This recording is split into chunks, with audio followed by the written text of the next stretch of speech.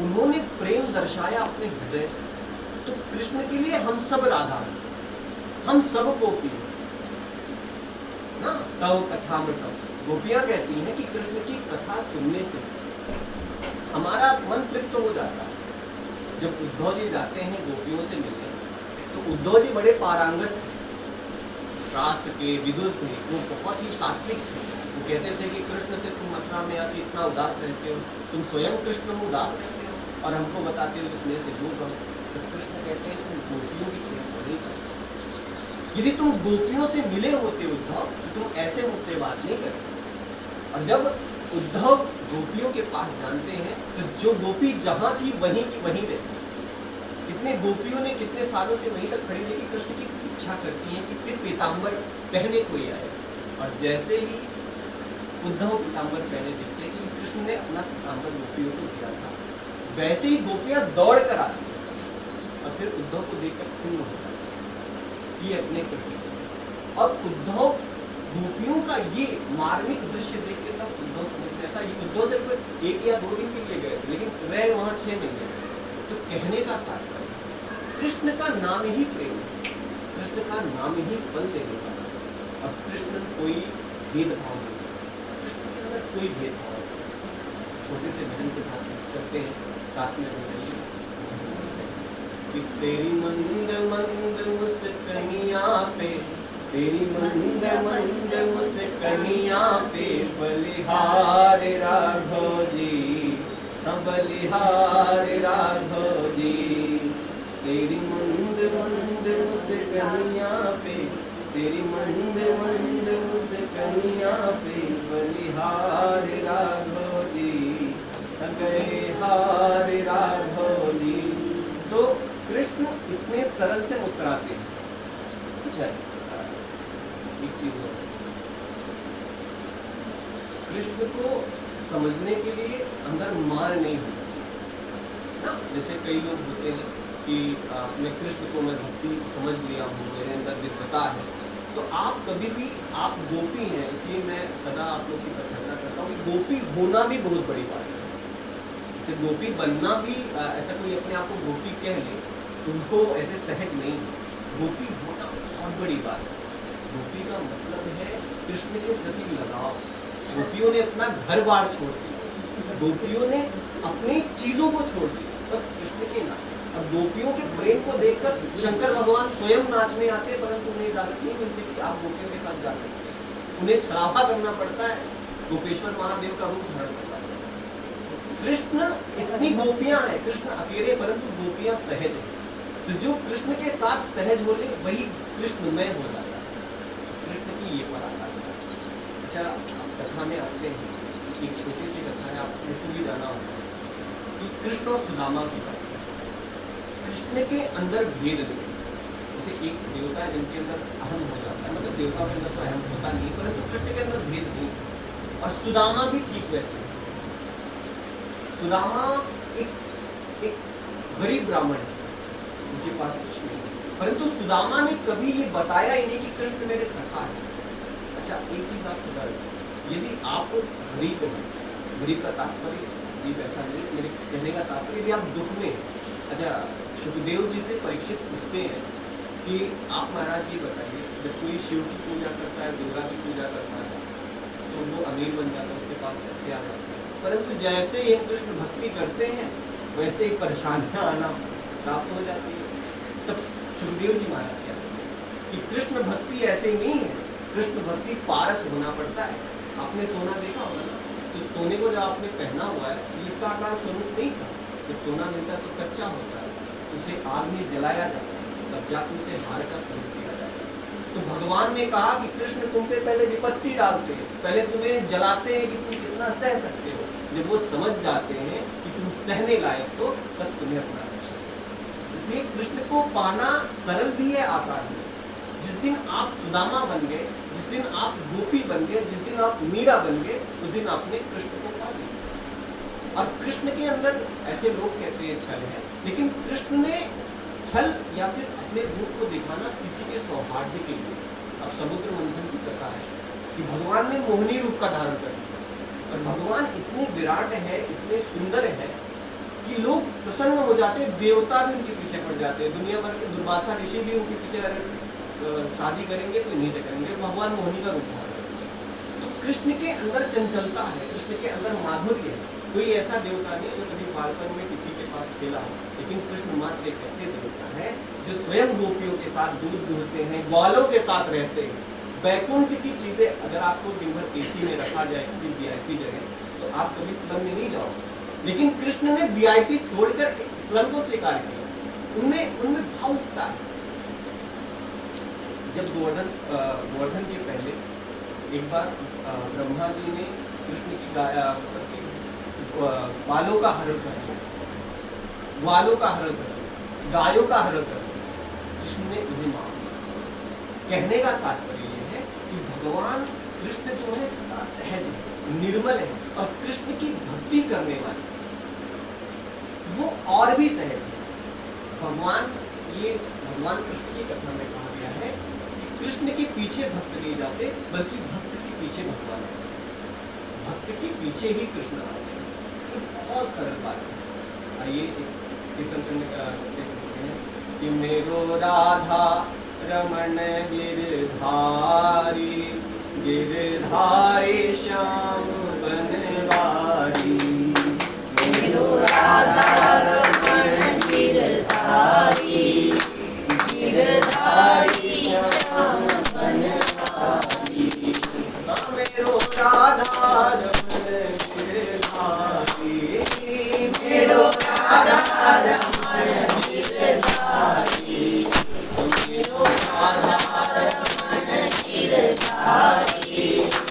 गिरधारी श्याम बनवारी, मनमोहन कुंज बिहारी, अब राखो लाज हमारी, मनमोहन कुंज बिहारी, अब राखो लाज हमारी, मेरो राधा रमण गिरधारी, मेरो राधा रमण गिरधारी,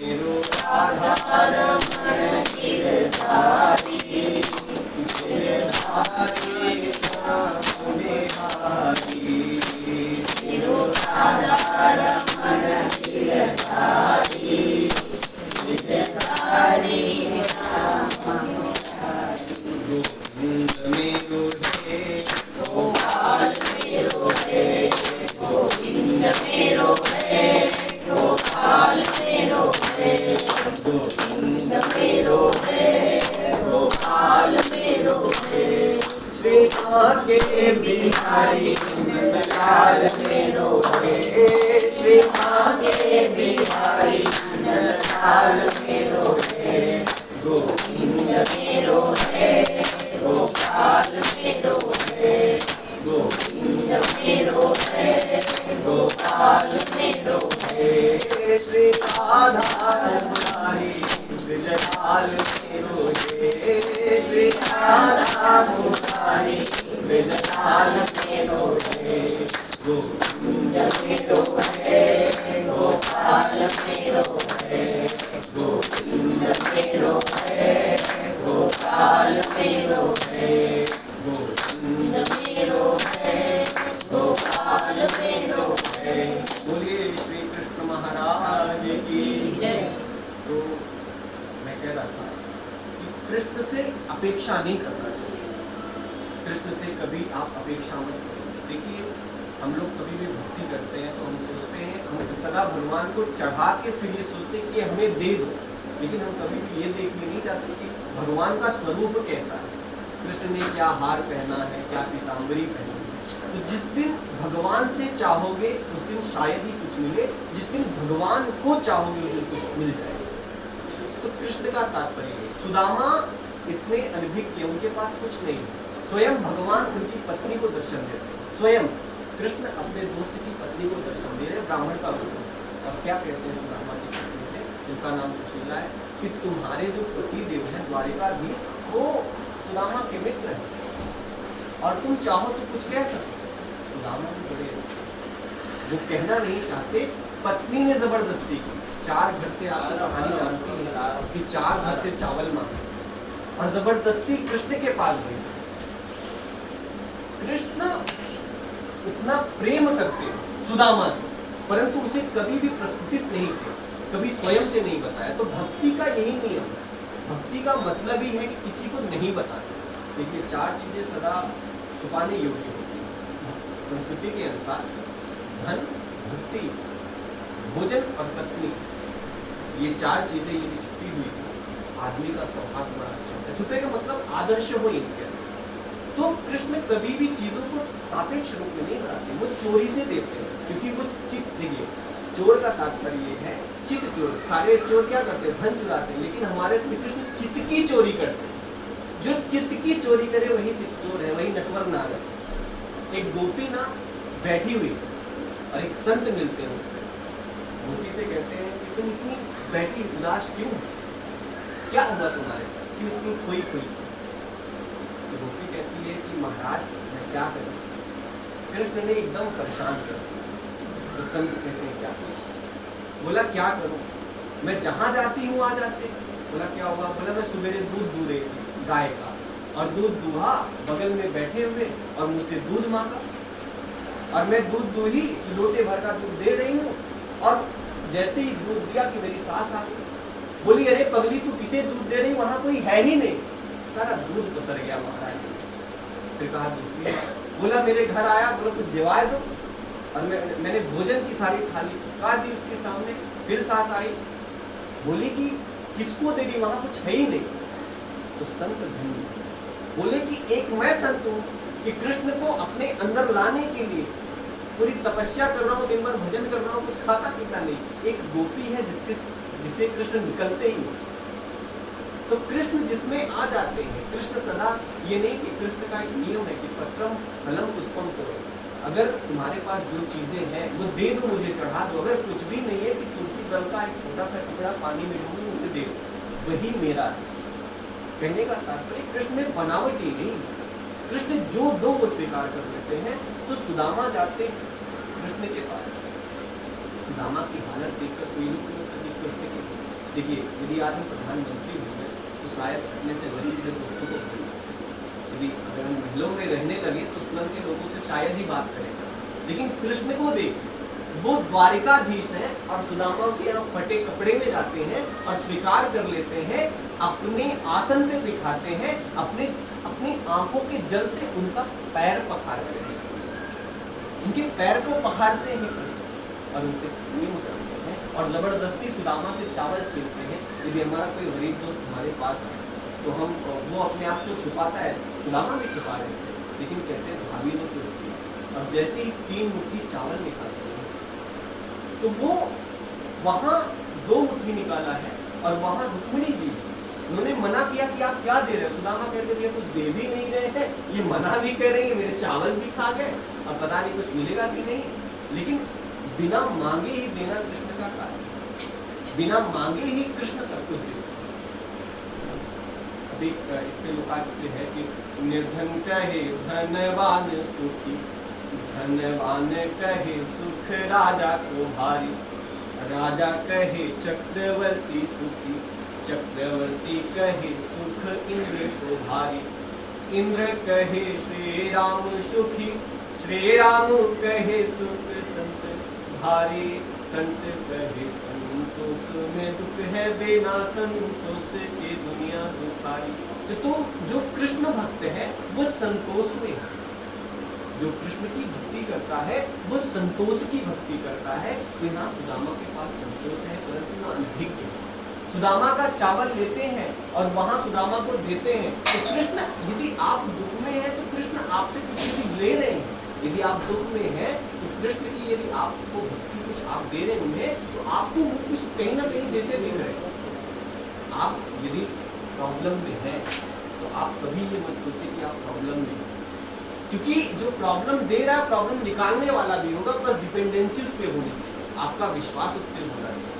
देखिए कृष्ण कौन सी चीज़ है ना, कृष्ण को ऐसे में कहना गलत होगा, लेकिन कभी कभी लोग जुआ समझ लीजिए कि इन पे निर्भर होना होगा।